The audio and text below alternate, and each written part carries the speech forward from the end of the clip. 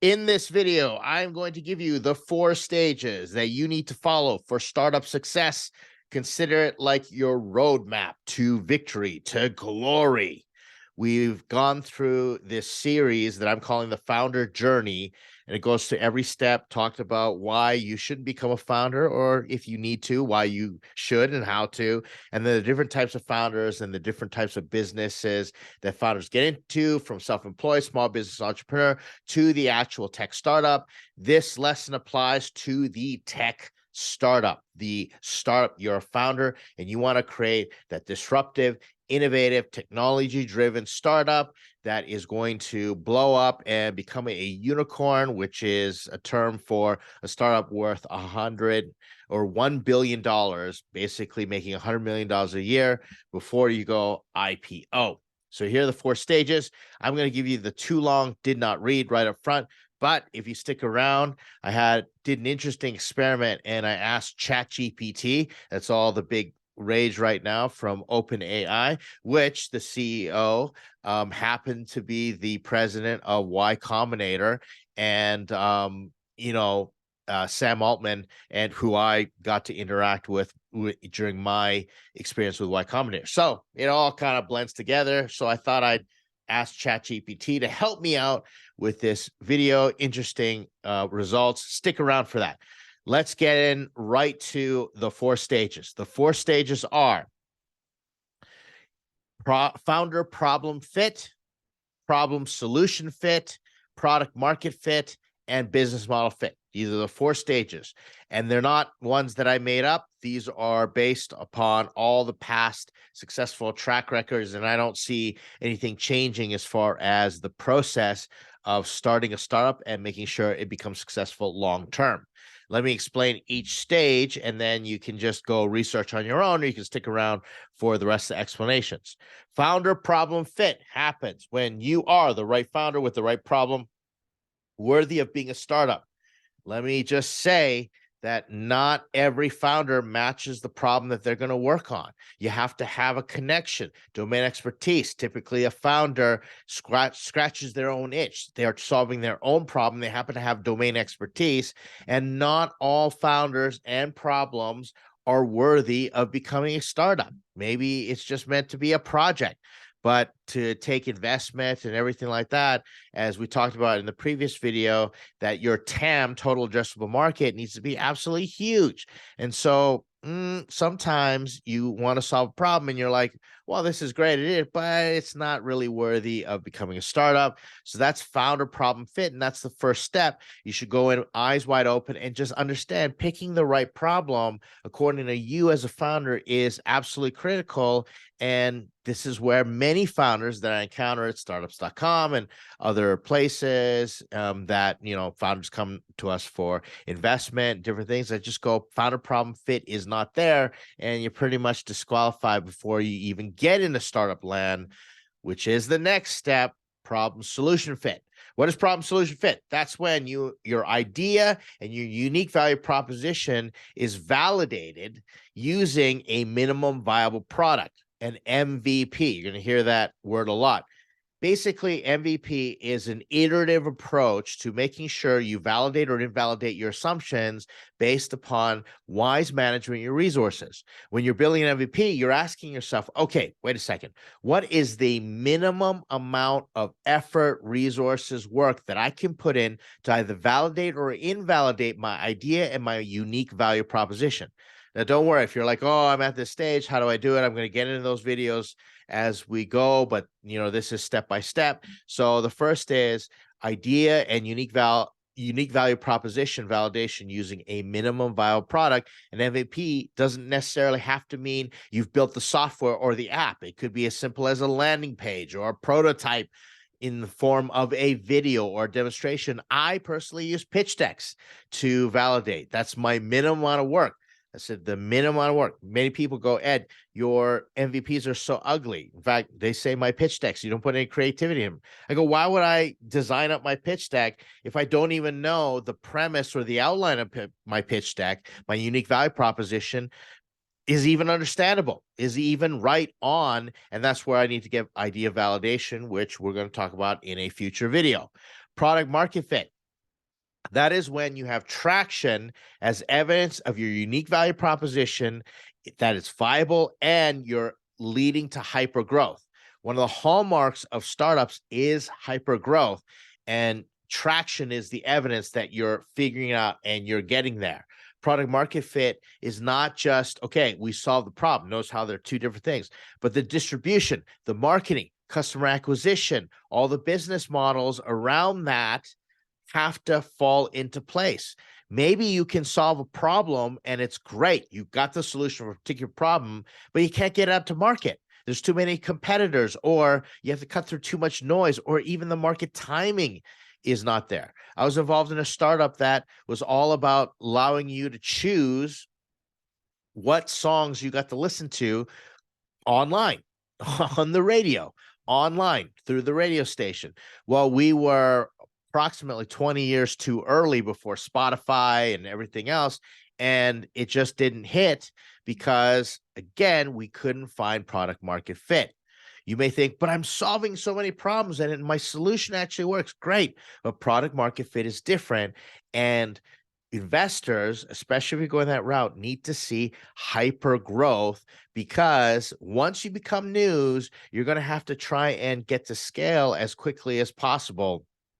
And that's one of the hallmarks of a startup, is that hyper growth. Finally, business model fit.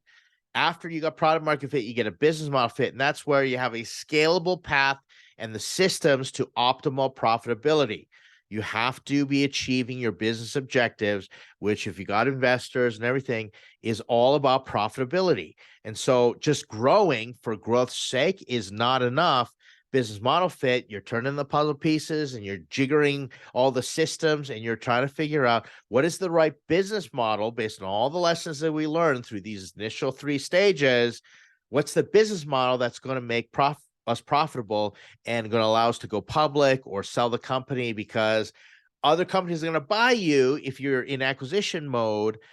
They're not going to want to buy unprofitable companies, or at least companies that have no signs of profitability. They're just going to be a sinkhole. It needs to show the promise that you figured out the business model and you can get to profitability. Just for example, just because you're throwing everything out there for free and all these people are coming and they're using it, what happens if you can't make a single dime? No one's going to pay for the stuff. I was also involved in a startup where we got good traction and it was going out there, but in the end, nobody wanted to pay for it. We couldn't be profitable. And so we had to shut that startup down.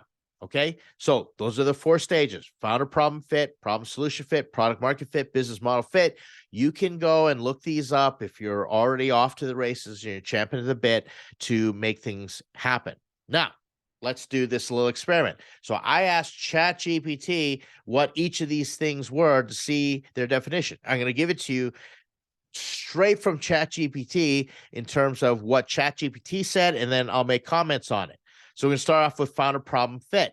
I asked ChatGPT, what is problem or founder problem fit when it comes to startup? Here's what it said.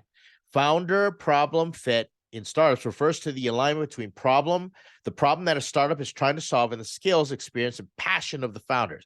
It is the idea that the best startups are those where the founders have a deep understanding of the problem they're trying to solve and the market they're trying to serve.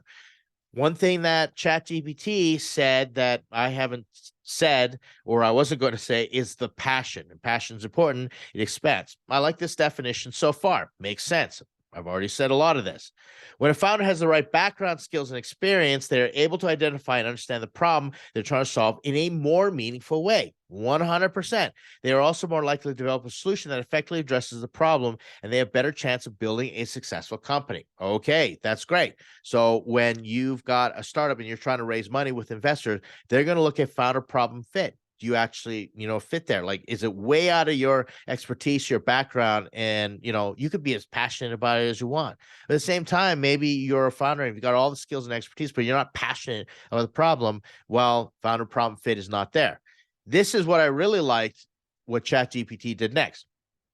For example, if a founder has experience in the healthcare industry, has a deep understanding of the problem of patient engagement, they will be better equipped to build a startup that addresses that problem than someone who has no experience in healthcare. Okay, makes sense, right? Like imagine you're sitting there and you're going and you have an experience at the doctor and you go, I'm going to solve this problem, but you have no idea how the healthcare system works, right? Then you don't have founder problem fit. On the other hand, if a founder is passionate about a problem they're trying to solve, they're more likely to be able to stay motivated and committed to working on the problem, even when things get tough. I really like this. It also helps them better communicate their vision to others and build a team that is passionate about the problem too. I really like this. It's not just about you, but getting co-founders on board, etc. They have to believe that you're the right person for the job and that they can trust your leadership, especially if you're bringing on that founding team. Very important. So all A+, okay? Nice work, Chat GPT. Now let's get into problem solution fit. All right, problem solution fit. You saw my definition: idea and unique value proposition validation using a minimal viable product. Okay, what does ChatGPT have to say? Problem solution fit in startups refers to the alignment between the problem that a startup is trying to solve and the solution that the startup is offering. It is the idea that the best startups are those where the problem is well defined, the solution effectively addresses that problem.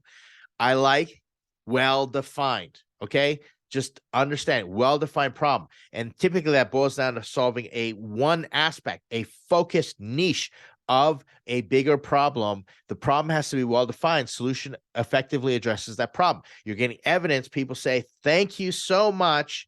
You have solved my problem in a unique way.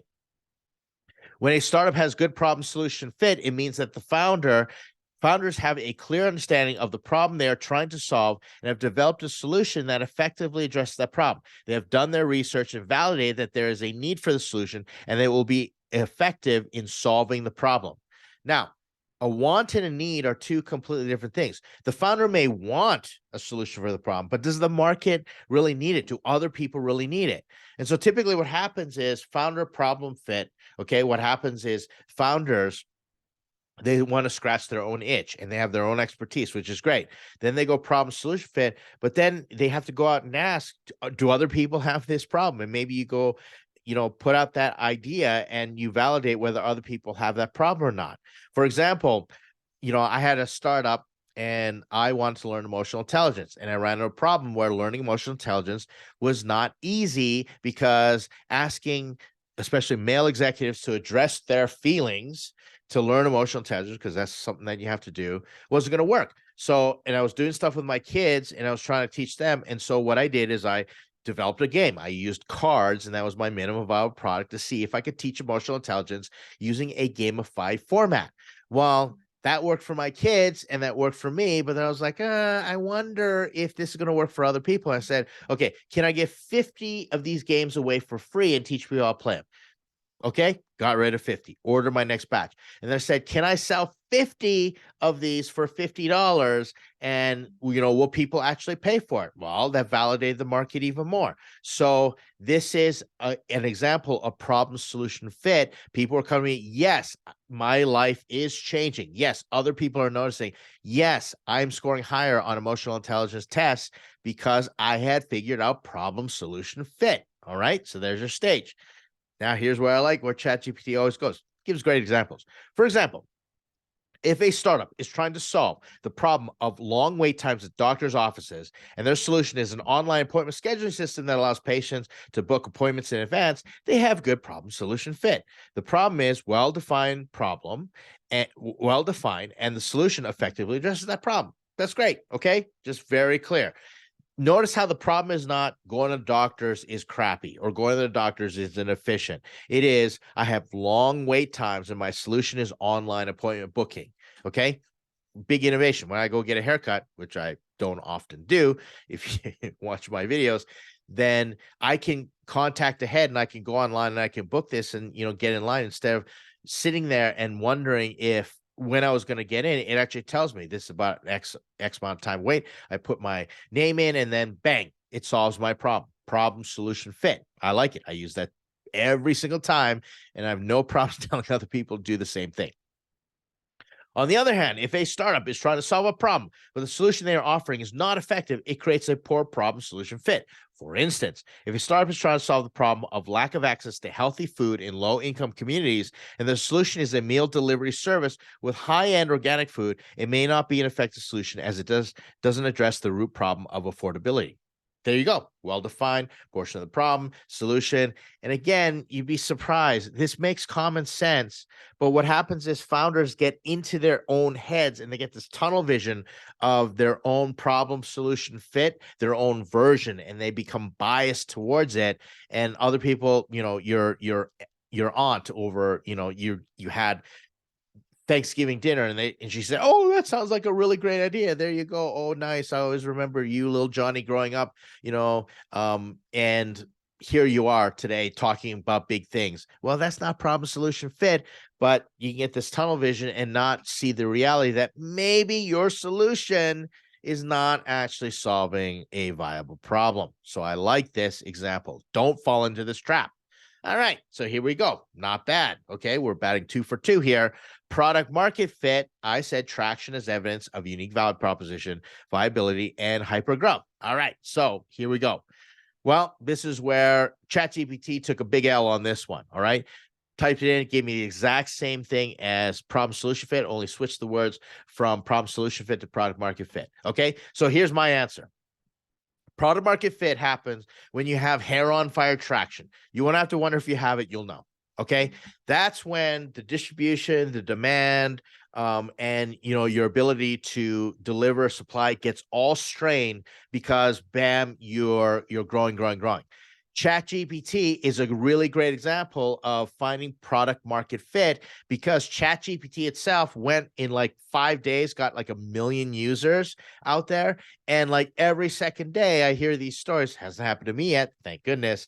ChatGPT is down because of the strain on the resources. I heard something ridiculous, like it costs like $100,000 a day or something like that to, maintain that level or all those things. Obviously, it's raised a bunch of money. And so what happens is it's found problem solution fit. There's this hair on fire scenario where things are breaking.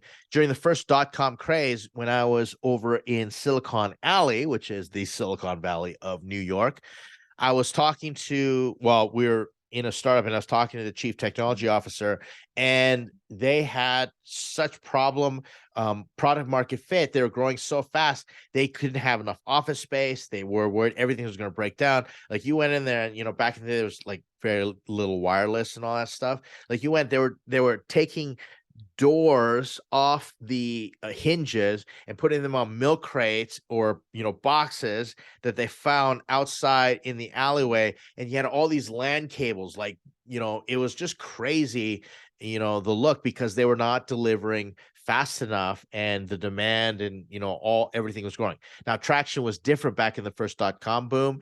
It was all about eyeballs. It wasn't about revenue. It wasn't about profitability. And even now we just got through an everything bubble where it's going to be about profitability, which we'll talk about in the next part, the stage. But it's this hair on fire where you're like, oh my gosh, things are growing. If you're having to work really hard, you're not getting that virality, those people coming to you, or one person responds to your Google ad and they tell 2 other people and it just keeps going, then you don't have product market fit. Okay, you'll know. If you want a measurement, it's roughly 10% growth every week. Okay, week over week, you're hitting 10% growth. You really have product market fit. Not saying you have to be there to get investment, but that's a good standard. Something that I learned from Y Combinator. They said, take a white sticky and put 10% growth on your laptop and figure out everything you need to grow at 10%. All right. Now, the whole growth at all costs model is kind of going the way of the dodo with this new market meltdown in 2022, and 2023 is going to be different, which gets us to the next phase, which is business model fit. So I said scalable path and systems to optimal profitability. What does ChatGPT say? Okay, we're batting 2 for 3. Well, guess what? ChatGPT did a good job. Business model fit in startups refers to the alignment between the revenue generating methods of a startup and the company's goals and resources. All right, company's goals goals, make profit, give the investor a return, and here's the runway they got. It is the idea that the best startups are those that have a business model that effectively generates revenue and allows the company to reach its goals. All the way up to this point in time, you're not worried about the business model as much until you figure out product market fit. But now you got product market fit. How do we actually make this profitable? Because a lot of startups, they don't have the right business model fit. This reason the quality of IPOs has been super poor. When a startup has good business model fit, it means that the founders have a clear understanding how they'll generate revenue and have developed a business model that is sustainable and scalable long-term. You're technically out of startup land now. You're not flying by the seat of your pants, cowboying up. It's not the Wild West anymore. You actually have to run a legitimate business. At this point in time, many founders end up exiting the company and they bring in a CEO who understands management, systems, scale, all that stuff. Continuing on, they have done their research and validated that the chosen business model is viable for the company in the long term and that it will allow them to reach their goals. The goals are most likely exit, go public, sell, etc., give the investors a return. For example, thank you, ChatGPT, for giving us examples. It's great. If a startup has a software product that is a freemium and generates revenue from enterprise plans, and they have validated that this business model is viable and profitable, they have good business model fit. So the business model is we're going to put it out freemium. You might have been giving your app out for free just to get, to test and validate your unique value proposition. And you might be growing at such a clip that it is product market fit. People love it. But then what happens is you offer enterprise plans and no one wants to pay for it. Brought up as an example, you don't have business model fit. But let's say you've grown, and you've got like tens of millions of users and you figure out, hey, if we just, convert 10% of them to our enterprise plan, we are very profitable because enterprise business model, lots of margin, low churn, all that good stuff. Good business model fit. All right. Now, you don't have to worry about that till you got product market fit, but it's something that you need to be looking forward to. On the other hand, if a startup has a business model that is not sustainable or scalable, it creates poor business model fit. For instance, if a startup is relying on a single large contract for revenue, it can be poor fit as it doesn't offer stable and predictable revenue stream. All right. That's the reason, if you have a SaaS platform, investors want to know where your revenue is coming from. If you have one big client, well, there's a, huge liability in that point of failure. It's like, your business model is have one client. That's not sustainable. That's not scalable in the long term. You're not going to get the investment. So these are things that you want to think about. Now, again, like I said, to get to product market fit, you might, have worked with one client who happened to be very generous and wants to do a prototype with you, the pilot project, which is absolutely fantastic. Nothing wrong with that. They validate that problem solution fit, but now how do you expand out and get business model fit? So there are the 4 stages.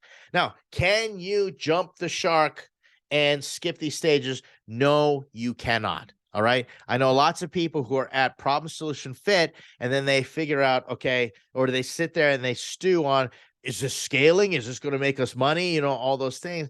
Doesn't work that way. Okay. Because you don't have the data or the foundation to build on top of it. It's like layering in, and you have to layer and build that right foundation so you can keep building upon it. Let me give you an example. This is a nonprofit example. I went in, I was involved in micro businesses, social enterprise, and we're going in trying to get clean water to, people in, deprived areas like developing countries. And so what I wanted to figure out was, okay, we had this thing, we wanted to go and we got a water filter and technology and, all that stuff. And I was sitting there going, okay, these are all the business things that we need to do. And here's how we're going to scale it, et cetera.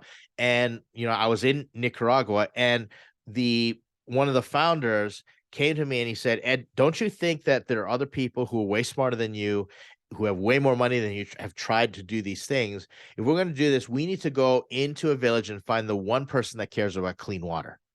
I was like, oh, that's really interesting. He was the right founder for that, research all the technology, but problem solution fit. How that was an example of how we get to product market fit. We knew our technology could clean the water, but we didn't know how to distribute it. And I was trying to jump to business model fit when I was skipping product market fit. And that's where they, kind of came together and said, okay, here's how we're going to do it. And, we've had some successful runs at that in the past, from what I understand, since I've since moved on from those ventures. Okay. It's the same thing. I can have all the best products in the world, but that solve problems. But, if I don't have product market fit, I'm not going to business model fit. If I'm not the right founder, I'm not going to create the right solution for the problem, et cetera, et cetera. So you have to respect these stages. This is all about a process. So there you have it. That's the overview. And it's important. I say, when you're a founder, get as much education as you can about the entire process and where you're going to be going, so you know what you can look forward to, and you know where you are on this roadmap, so you can go research and learn. It just doesn't make a lot of sense. Again, as founders go in and they talk about business, scalability, all this stuff. No. Does your solution actually solve a problem, and how have you proven it? Don't get tied up. Focus, use your cognitive capacity. You don't want to be distracting yourself with all these other extraneous, erroneous things. It helps to know where you are so you can stay focused. There's your roadmap. This is the next step on the founder journey. Hopefully it was helpful. Join us at startups.com if you're interested in having more of these discussions, joining groups, talking to advisors about each one of these steps, or, leave me a comment, ask questions. Your feedback is always appreciated. Helps me understand what to put in these videos. And it's the whole reason I started on this founder journey series in the first place. Thanks for watching this video. Hope to see you in the next video.